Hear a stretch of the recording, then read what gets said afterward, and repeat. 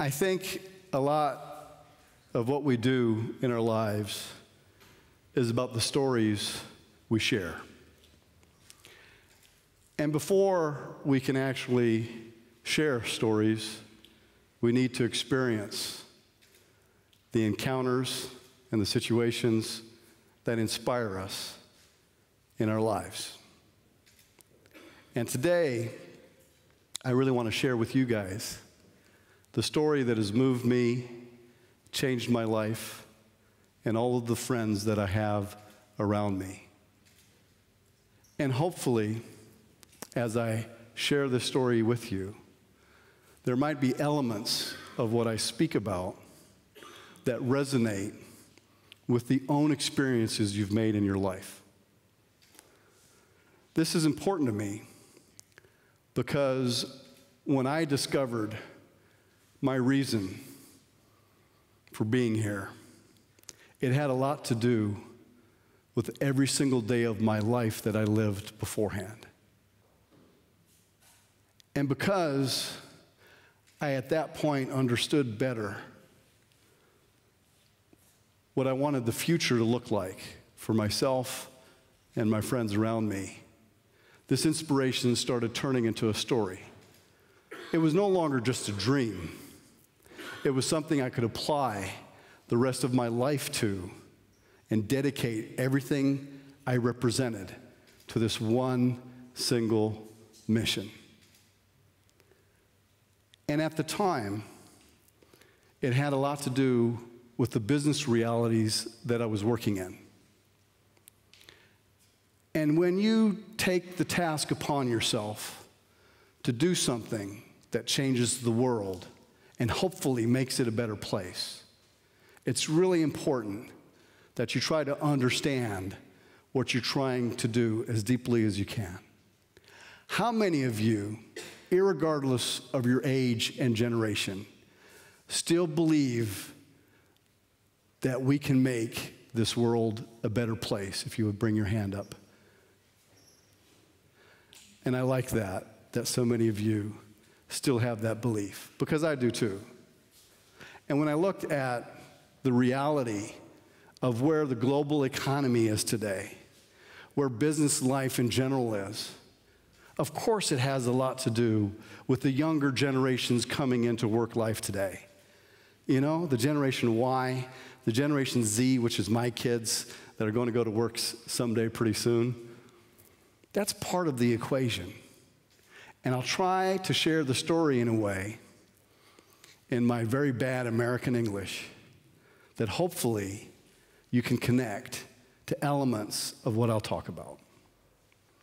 And I'll start by showing you the truth about the reality of business and economy around the world today. And this truth that I'll show you is my version of the truth, is the same in every single country I've ever visited. I've moved 33 times in my life and lived in 22 cities. I worked for 10 different companies in 15 different jobs. I spent my life trying to understand how the system works. And this picture is the same in China, in Japan, in Deutschland, in Italy, in the United States of America, and everywhere else in our modern world. And here's the picture of today's reality.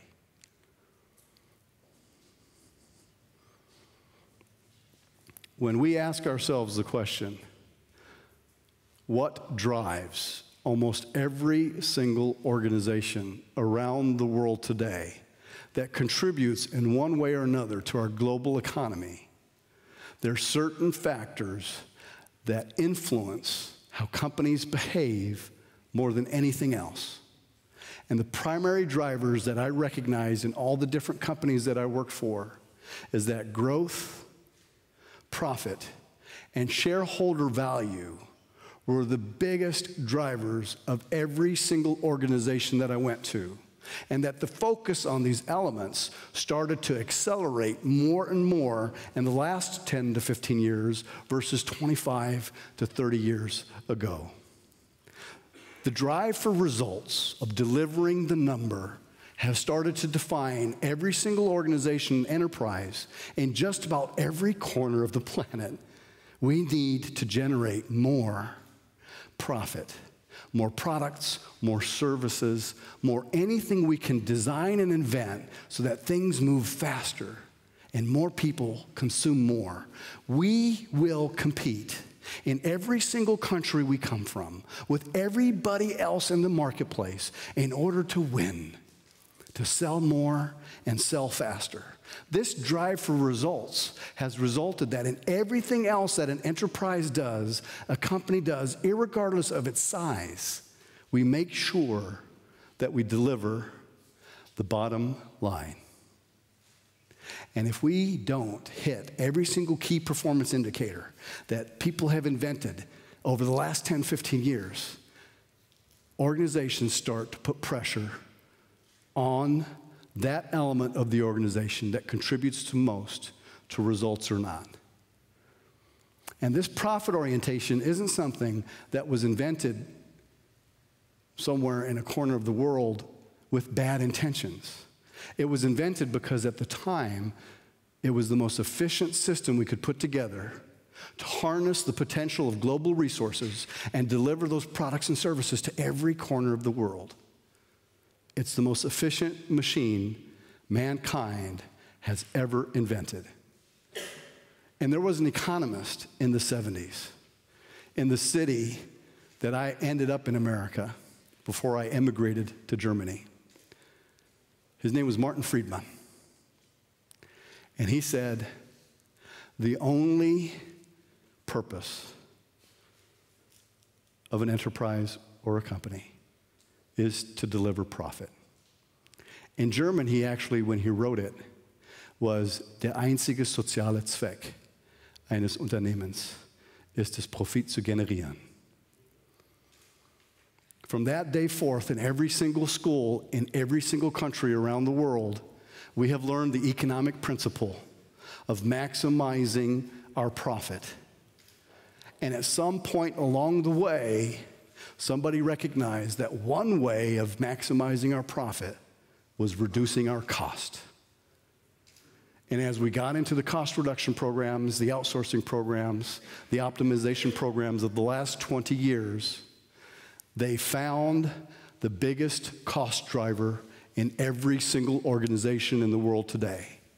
And the largest contributor to cost everywhere in every organization in the world is what? It's you. It's people. So at some point in the last 10, 15 years where we've intensified our activities around optimizing this machine, we started saving on that one element that was intrinsically a part of every business process we have everywhere. And we didn't even have to fire people to optimize cost. All we had to do is have them do more with the same number of people and the same number of resources. The mantra utilized for this is more with less.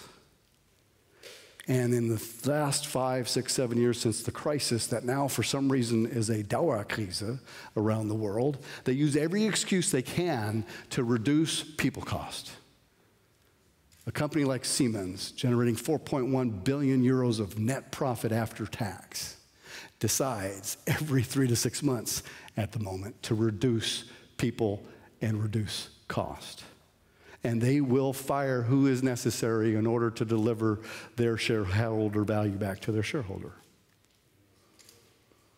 And at some point, as we increase the pressure to execute flawlessly and deliver profit, we lost something important. We started to lose the connections to each other. We started working day and night. I was working 80-hour weeks. We lost the connections to our families. We didn't see our kids when they came home from school. We stopped seeing them on weekends. We were not there when our families needed us the most. and we lost those elements that were dearest to us, our families, our friends, and the relationships that make the difference between a good day and a bad day. But did the companies care about that element of our lives? No. All they asked us to do is deliver more with less, while at the same time, the board members of every single company in this country are earning more for less. And that equation has increased the discrepancy between the richest people in the world and the poorest people in the world. Just 3 or 4 years ago, the 300 wealthiest people amassed as much wealth as the 3.5 billion poorest people. The same study done just this year in the spring, now the number are 80 people amass as much wealth as the 3.5 billion poorest. If we continue to optimize this machine the way we're doing it now, in about 5 years, that number will go from 300 to 80 down to 2. This is not the future that we would like to have.